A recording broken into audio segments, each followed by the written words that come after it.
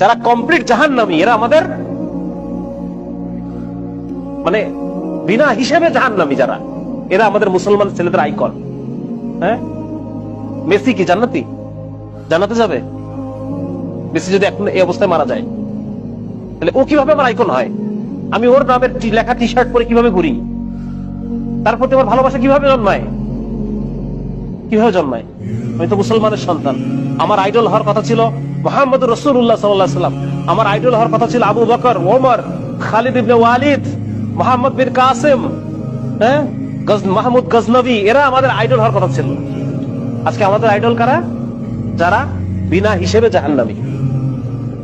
আমি কি মুসলমানের সন্তান না? আমি পড়ি নাই কালেমা লা ইলাহা ইল্লাল্লাহ মুহাম্মাদুর রাসূলুল্লাহ? তাহলে এই ধরনের যারা আল্লাহকে অস্বীকার করে, যারা শিরকে নিমজ্জিত, কুফরে নিমজ্জিত, জিনার মধ্যে নিমজ্জিত, এই মানুষগুলো কিভাবে আমার আইকন হয়? এজন্য এইটা